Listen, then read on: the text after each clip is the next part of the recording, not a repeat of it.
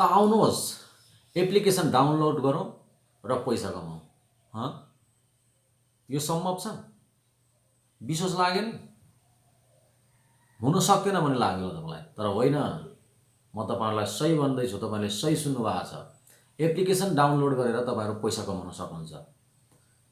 नेपालमै अहिले एउटा यस्तो उपयोगी एप्लिकेसन डाउनलोड लन्च भएको छ, जसको डाउनलोड गरेर त्यहाँभित्रको भएका कोर्सहरू तपाईँले पुरा गर्नुभयो भने प्रत्येक पटक तपाईँले रु 50 को भोचर पाउनुहुनेछ र त्यो तपाईँले सजिलै प्राप्त गर्न सक्नुहुनेछ र उपयोग पनि गर्न सक्नुहुनेछ।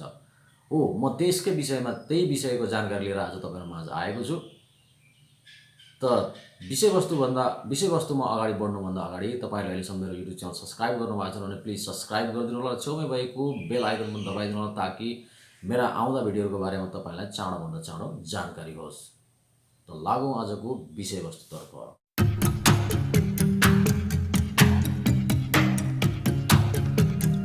त्यसका लागि तपाईँ सबैभन्दा पहिले गुगल प्ले स्टोरमा जानुपर्छ।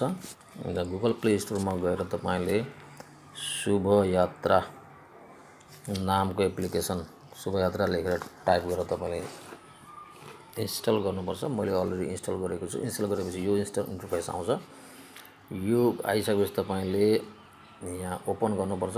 मैले यो अलरेडी सेटिङ सबै कुरा गरिसकेको छु, तसर्थ यहाँ तपाईँले त्यो देख्नुहुन्न। तपाईँले आफ्नो उसले मागेको, यो एप्लिकेसनले मागेको भनेको तथ्याङ्क भनौँ या तपाईँको इन्फर्मेसनहरू त्यहाँ भर्दै गइसकेपछि तपाईँ योमा भित्र पस्न सक्नुहुन्छ।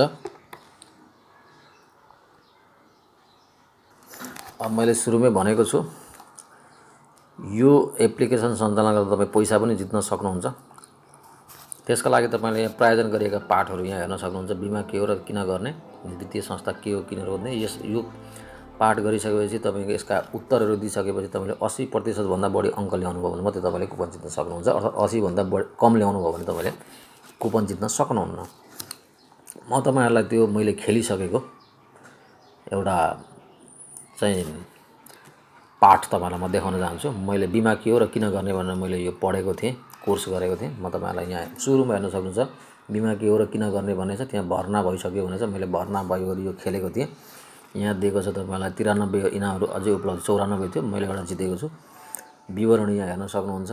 म तपाईँलाई सरसर देखाउन चाहन्छु अध्यायहरू। बिमा के हो र किन गरिन्छ भने यहाँ तपाईँ कोर्स छ। यहाँनिर यो कोर्स तपाईँले पढ्ने, त्यस पछाडि तपाईँले यहाँ भिडियो हेर्ने।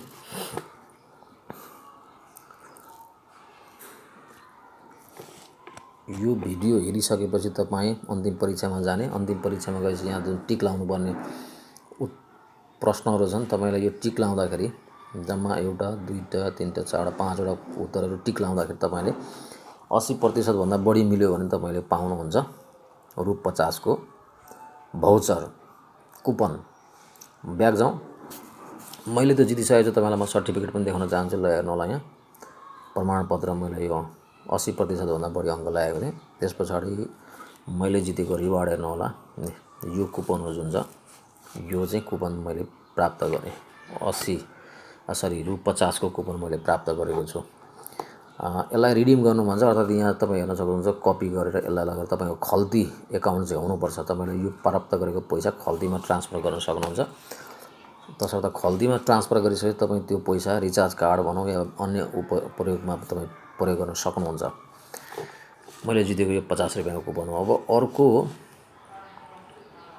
छ प्रायोजन गरेको यो वित्तीय संस्था कुन रोज्ने भन्ने छ। यो पनि तपाईँ खेल्न सक्नुहुन्छ। यसका लागि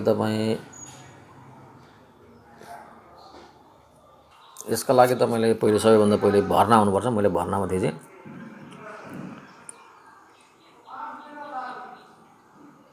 भर्ना भइसक्यो। अब पढौँ यो पाठ पढ्दै जानु। वित्तीय संस्थागत 2 प्रकारका हुन्छन्।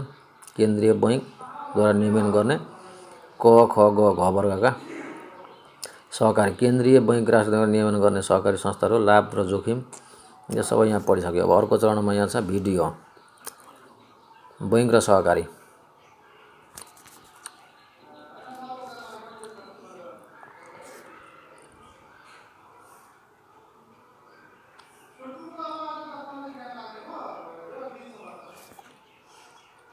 भिडियो लामो हुनसक्छ, तसर्थ म पुरै हेर्दिनँ। यो अन्तिम परीक्षामा जान्छु म। अब मैले सबै त पढेको छुइनँ, तपाईँलाई देखाउन लागि मैले यहाँ सरस्वती टिक लाउँछु। केन्द्रीय बैङ्क, राष्ट्र बैङ्क नियमन नहुने संस्था कुन हो भनेको छ? विकास बैङ्कहरू, सहकारी संस्था, लघु वित्त कम्पनी, वित्तीय कम्पनीहरू। यो नियमन नहुने कुन हो भनेको छ? मैले सहकारी भनेर लगाइदिएँ। हेरौँ, धेरै पुँजी राख्नुपर्ने क्रम कुन हो? ठुलोबाट सानो मिलाउनुहोस्।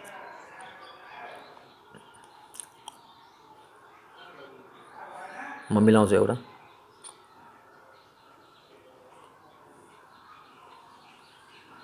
वाणिज्य बैङ्कहरू, विकास बैङ्कहरू, वित्तीय कम्पनी, लघु, मैले यसलाई लगाइदिएँ। लाभ र जोखिम कस्तो नाता हुन्छ?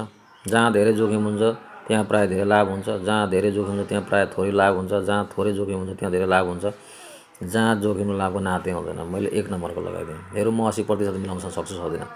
ब्याज कमाउन कति जोखिम लिने भन्ने कुरा कसले निर्णय गर्छ? राष्ट्र ब्याङ्कले भन्ने। बचतका लागि धेरै जोखिमबाट कम जोखिमको कुरा मिलाउनुहोस्।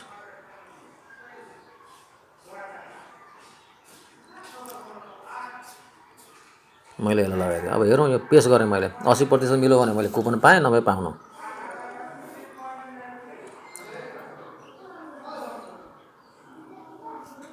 फेरि पेस गरौँ।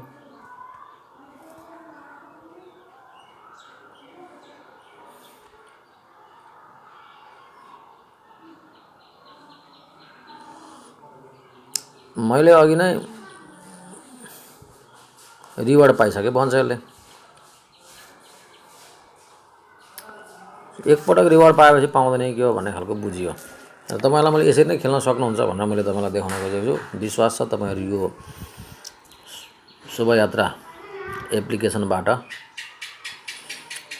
ज्ञान सँगसँगै दाम पनि कमाउन सक्नुहुन्छ भन्ने मेरो विश्वास छ। तपाईँलाई पक्कै पनि यो भिडियो मन पर्यो होला। मन पर्यो भने लाइक र सेयर गरिदिन नबिर्सिनु होला।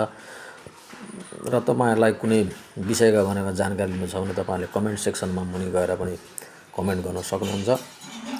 र जाँदा जाँदै मेरो युट्युब च्यानल अझैसम्म तपाईँले सब्सक्राइब गर्नुभएको छैन भने सब्सक्राइब गरिदिनु होला र छेउमै भएको बेल आइकन नोटिफिकेसन पनि दबाइदिनु होला, ताकि मेरो आउँदा भिडियोको बारेमा तपाईँलाई चाँडोभन्दा चाँडो जानकारी होस्। आजको लागि यति नै। हवस् त, बिदा माग्छु। नमस्कार।